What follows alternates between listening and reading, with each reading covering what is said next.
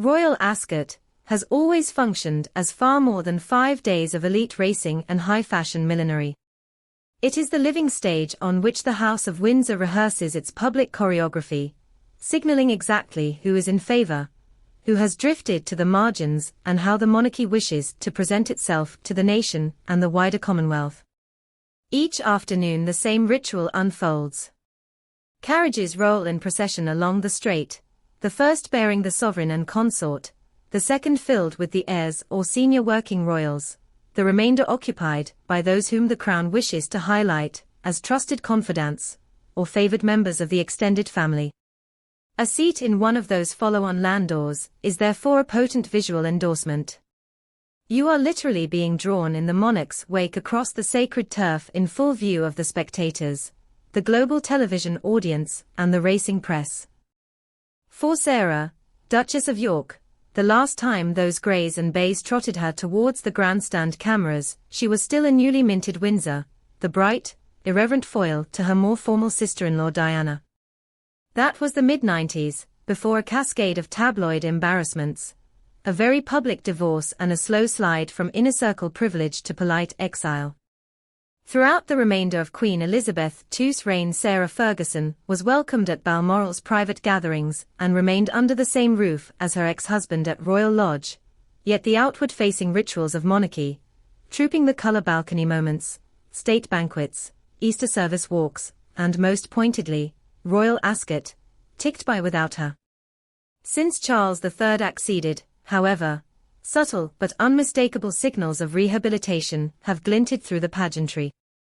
In December 2023, the Duchess was invited to take part in the Christmas morning walk from Sandringham House to St. Mary Magdalene Church, an unforced stroll past well-wishers and photographers that had not featured her presence since the Clinton administration.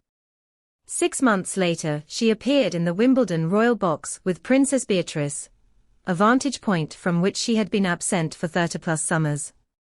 Courtiers read both appearances as an intentional softening by the new sovereign, a quietly scripted note to the public that whatever the past frictions, Sarah's role as mother to his 2 York granddaughters merited a warmer embrace. In that context, the approach to Royal Ascot 2025 carried particular resonance. Invitations for the carriage procession are dispatched from the Master of the Horse's office only after the King confirms his preferred passenger list. According to multiple sources, the official envelope delivered to Royal Lodge this spring contained an offer unprecedented since 1996. The Duchess of York was asked to occupy a carriage directly behind their Majesties, joining the Princess Royal and Sir Timothy Lawrence on the first afternoon. It would have been more than a graceful courtesy. It would have placed her physically back inside the gilded machinery of monarchy, riding past the grandstand rail just as she once did when the late Queen waved to cheering crowds. Yet within days of receiving that summons, Sarah politely declined. Her decision, leaked through sympathetic aides to the Daily Mail's Ephraim Hardcastle column, was rooted in one painful reality: the Duke of York was not being permitted the same ceremonial spotlight.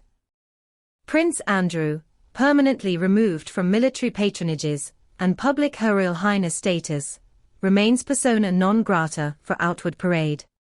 The King is said to allow his brother a seat at the pre-racing family lunch inside the royal enclosure, discreet, unphotographed, a nod to blood and tradition.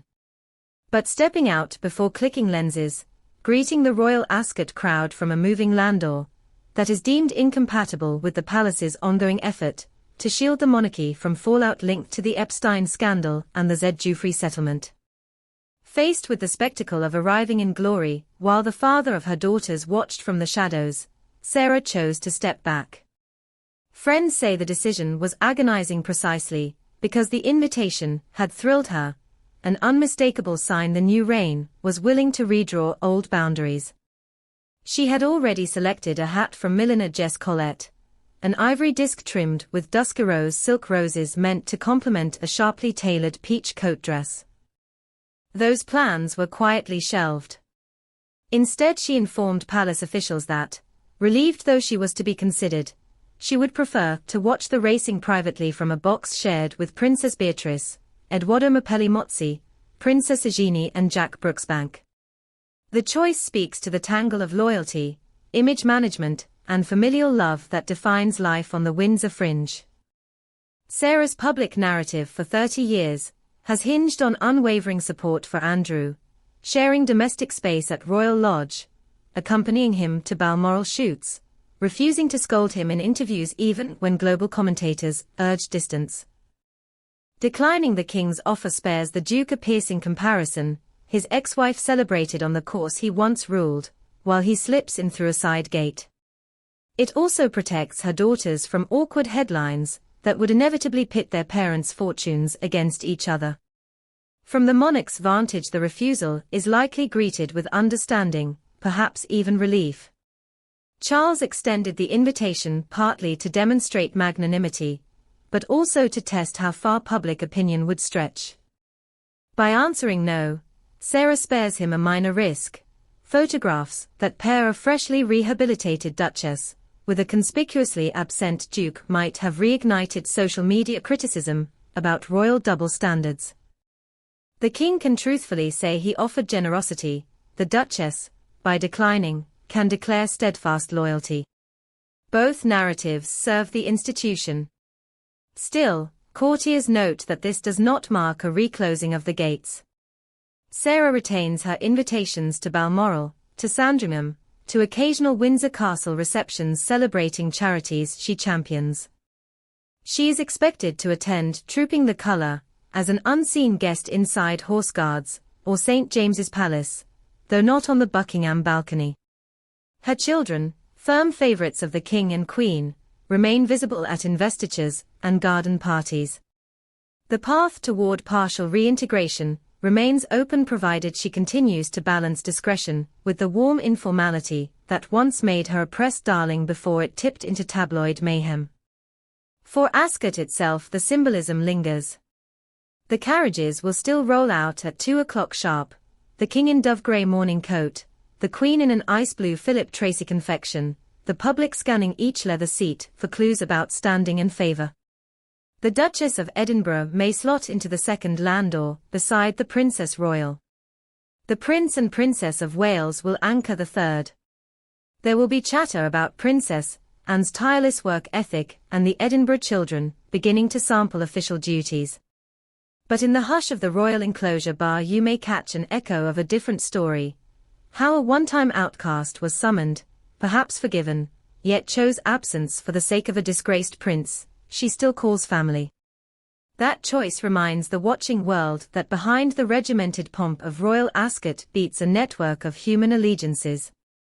Titles can be withdrawn, invitations bestowed or withheld, but personal loyalty often eludes the crown's careful choreography. In stepping back from the procession, Sarah Ferguson has postponed her own triumphant return to the royal spotlight.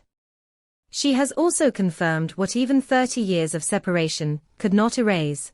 Her public fate remains entangled with that of the Duke of York, and, indirectly, with the evolving conscience of the monarchy itself.